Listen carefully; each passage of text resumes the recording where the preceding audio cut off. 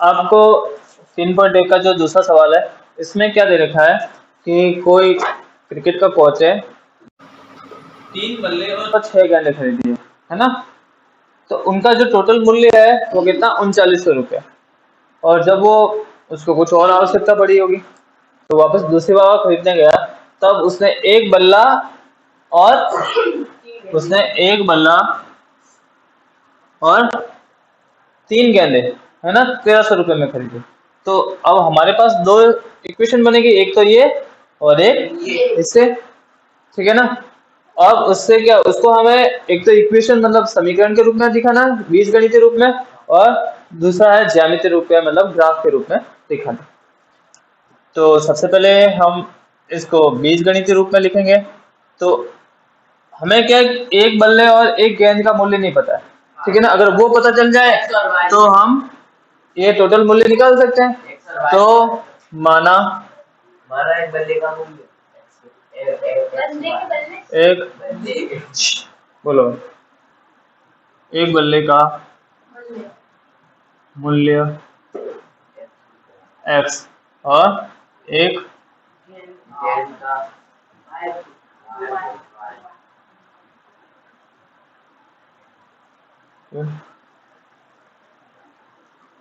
है, इस हिसाब से प्रश्नानुसार लिख रहा हूँ ना।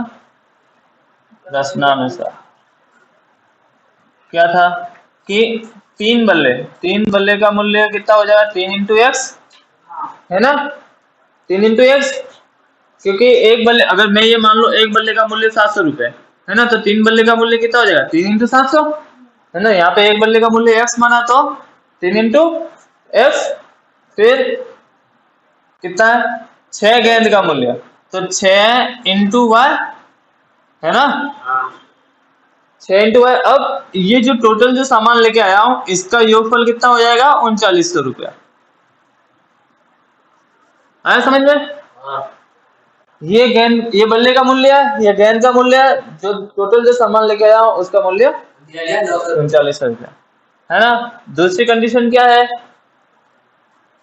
एक बल्ले का मूल्य कितना मानना था हमने, x प्लस कितनी गेंद है, 3 गेंद, है ना, 3 वाई हो जाएगा। और यहाँ पे टोटल कितना हो जाएगा, 1300, ठीक है ना।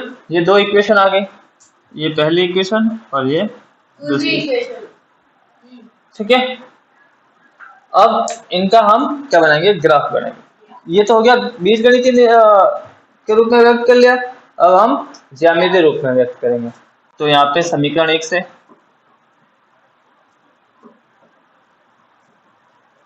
से क्या है, 3x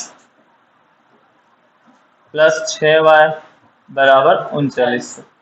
अब मुझे एक चीज बताइए, इसमें 3 का भाग जा रहा है, इसमें जा रहा है, इसमें भी जा रहा है ना। तो एक बार में 3 से सबको डिवाइड कर लो, है ना, ताकि क्या है कि हमारे पास इक्वेशन जो है वो छोटी हो जाए, है ना, कैलकुलेशन छोटी हो जाए। तो यहाँ पे 3 का भाग लगाने पर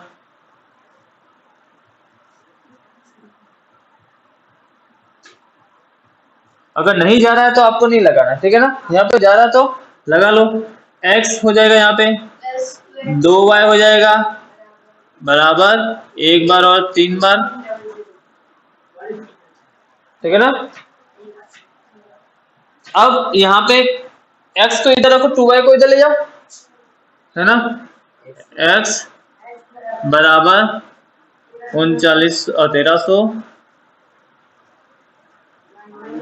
माइनस 2।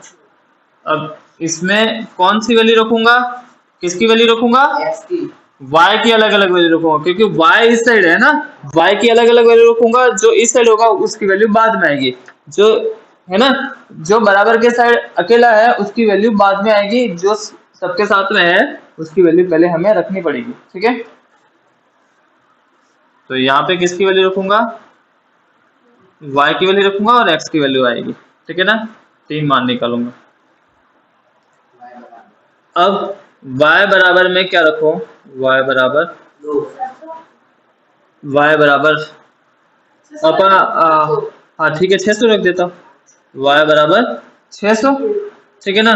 तो x बराबर कितना हो जाएगा, x बराबर 1300 माइनस 2 इंटू 600। तो यहाँ पे क्या हो जाएगा 1300 माइनस 1200 बराबर 100। तो यहाँ पे y का मान क्या रखा 600, तो यहाँ पे कितना आ जाएगा 100। ठीक है, अब y का मान 500 रख लेता हूँ। तो x का मान कितना है 1300 माइनस इंटू 500, तो 1000। यहाँ पे कितना बच जाएगा 300 बच जाएगा। ठीक है, तो यहाँ पे जब मैंने 500 रखा तो यहाँ पे 300, हाँ पहले 400 रख दो। तो x बराबर 1300 माइनस 2 इंटू 400, ये होगा 800। तो यहाँ पे कितना बच जाएगा 500। ठीक है ना, 2 इंटू 400 800, और यहाँ पे 1300 में से 800 जाएगा तो 500 बच जाएगा। तो यहाँ पे जब मैंने 400 रखा तो कितना आया 800। ठीक है, अब समीकरण 2 से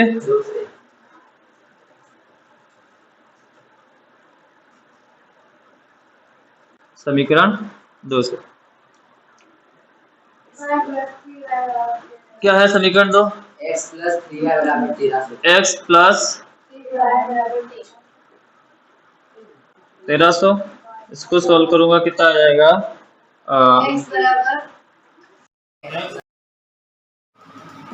हाँ। अब यहाँ पे क्या क्या x को रहने दिया और 3y को इधर पक्षांतर किया। अब y के अलग अलग मान पे x का मान निकालूंगा। y बराबर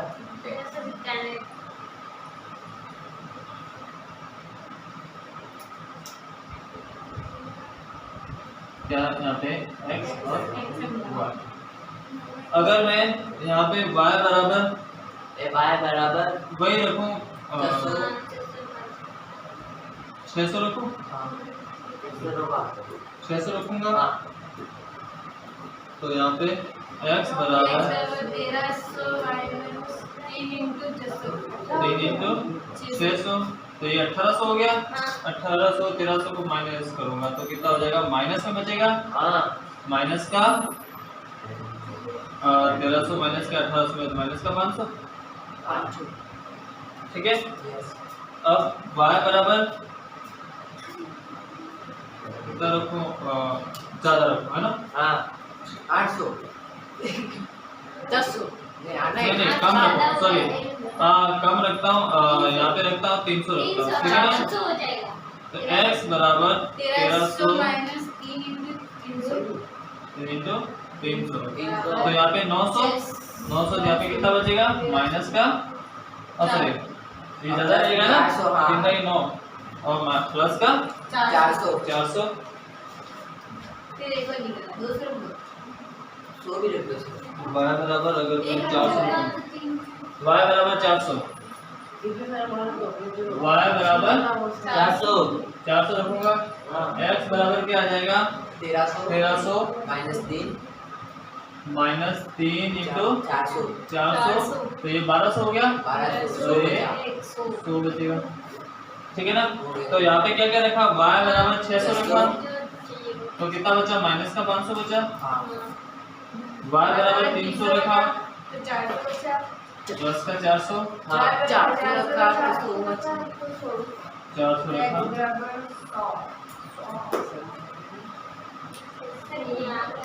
ठीक है, ये अलग अलग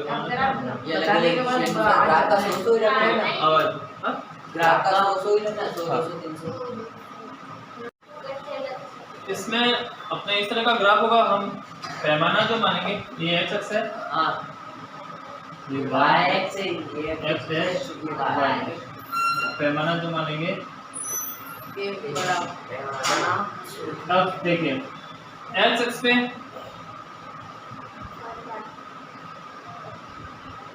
एक खंड बराबर इसके 2 नंबर कुछ होते नहीं, इसमें लिखने एक खंड बराबर 100 और ये सारे क्या रुपीस में ₹100। और इसी तरह से y अक्ष पे 1 खंड ₹100। ठीक है। अब समीकरण के हिसाब से जो अपने पास निर्देशांक आए उनको हम इस ग्राफ में रखेंगे। तो यहाँ पे x पे x 100 है तो y 600 है, x 100 तो y 600 है। यहाँ पे पॉइंट आएगा क्या? 100 x वाला पहले आता है और y वाला बाद में आता है। ठीक है ना? 100 और 600, x 300 y 500, एक x 300 और y 500।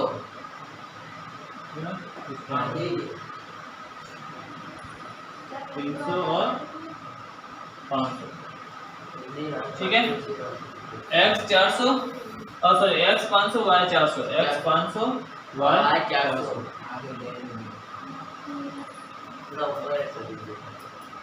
ठीक है ना?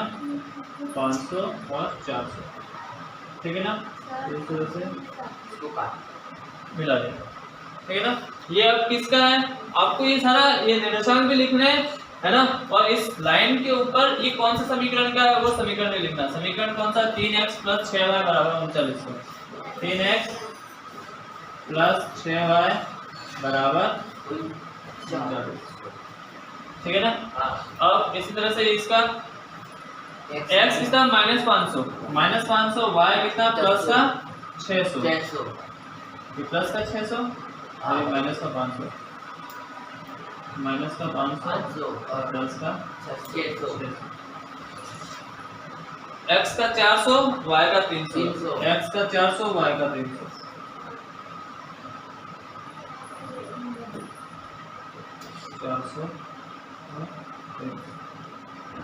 ठीक है। x का 100 y का 400।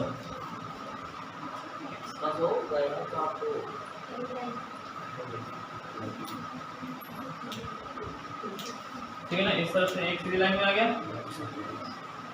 ठीक है ना? और ये आगे जाएगा और कहीं भी प्रतिशत करेगा तो वहाँ पे वो जो निर्देशांक होंगे वो x और y के मान होंगे, लेकिन अभी तो हमें सिर्फ के रूप में व्यक्त करना है। ठीक है ना? तो ये अब कौन सा समीकरण हो गया अपने पास? दूसरा वाला x + 3y, x + 3y = 13। तो ये आपका ज्यामितीय निरूपण और ये हो गया आपका गणितीय रैखिक समीकरण का ग्राफिक विधि द्वारा हल। तो हमें पता है हमारे पास दो क्या है? चर पद है ना? दो चर पद है तो दो समीकरण होंगे। तो दो समीकरण है तो दो हमारे ग्राफ बनेंगे। ठीक है ना? दो ग्राफ बन रहे हैं ना? दो लाइनें बनेगी ना, एक ही ग्राफ में दो लाइनें बनेगी, दो ग्राफ बनेंगे। और अगर दो ग्राफ एक दूसरे को कहीं पे प्रतिच्छेद करते हैं तो वो उसका एक हल होगा। ठीक है ना? और दो अगर समांतर रेखाएं होगी तो इसमें कहीं पे भी कोई भी एक ओवेनिस्ट कॉमन पॉइंट नहीं आ रहा तो इसका कोई हल नहीं होगा। और इस तरह से एक के ऊपर ही दूसरे का ग्राफ आता है, दूसरे इक्वेशन का, तो सारे पॉइंट ओवेनिस्ट है दोनों के, तो इसमें अनंत हल होगा। ठीक है ना? तो ये हम एक तो क्या है, कोई समीकरण को देखते ही हम पता लगा सकते हैं कि उसका ग्राफ किस तरह से बनेगा। इस तरह से उसका एक अभिष्ट हल आएगा या फिर कोई हल नहीं होगा या फिर अनंत हल होंगे। हम समीकरण को देख के बता सकते हैं, उसकी कुछ कंडीशंस होती है। तो वो कंडीशन हम अभी लिखेंगे। ठीक है ना? तो हमारे पास जब दो रैखिक समीकरण किस तरह से होंगे देखिए, a1x + b1y + c1 = 0। ये पहला रैखिक समीकरण है ना, जिसके अंदर a1 b1 और c1 क्या अचर है ना? a1 b1 व c1 क्या है? अचर है। ठीक है? क्या अचर। अब इसी तरह से दूसरी इक्वेशन a2x + b2y + c2 = 0। यहाँ पे a1 a2 b2 और c2 क्या है? अचर। ठीक है ना? अपने पास दो इक्वेशन है इस तरह से। अब यदि हमारे हमारे पास अगर इस तरह से पहली कंडीशन में यहाँ पे लिखता हूँ,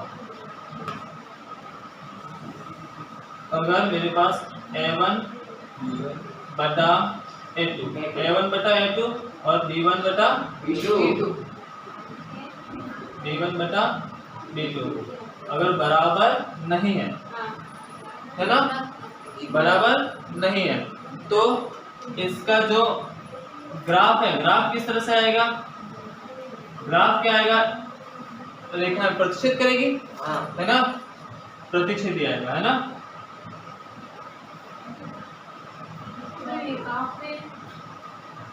प्रतिच्छेदी आएगा, ग्राफ क्या आएगा, प्रतिच्छेदी आएगा। एक बिंदु पे किस तरह से, मतलब इस तरह से कोई ग्राफ बनेगा, है ना, इस तरह से कोई ग्राफ बनेगा, और जो बिंदु पे, जिस बिंदु पे प्रतिच्छेद होगा, मतलब एक अभिष्ट हल होगा, है ना, एक अद्वितीय हल होगा, ठीक है।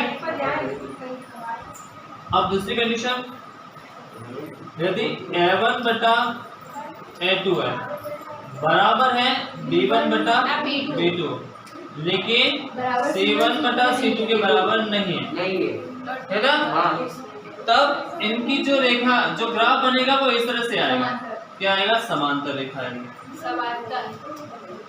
समांतर ग्राफ आएगा। और इसमें एक भी बिंदु कॉमन नहीं आ रहा, कोई भी रेखा प्रतिच्छेद नहीं कर रही है, तो इसके कोई हल नहीं होगा, कोई हल नहीं, ठीक है। तीसरी कंडीशन, यदि ये सारे बराबर आ गए, A1 बटा A2 बराबर B1 बटा B2 तब क्या आएगा, एक लाइन के ऊपर ही दूसरी लाइन, ठीक है ना, तब क्या है, इसको क्या बोलते हैं, संपाती, ठीक है ना, इसके अनंत हल होंगे। और एक चीज और, जिसका हल होता है उसको हम बोलते हैं संगत समीकरण, है ना, जिसका हल नहीं होगा उसको बोलेंगे असंगत समीकरण। तो इसका कोई इनका एक हल है ना, तो ये हो जाएगा संगत, है ना, इसका कोई हल नहीं है, असंगत, और ये इसके भले अनंत हल है, लेकिन हल तो है ना, आंसर तो है इसके, तो ये भी क्या हो जाएगा, संगत, ठीक है ना। तो अब ये सारणी उतारिए।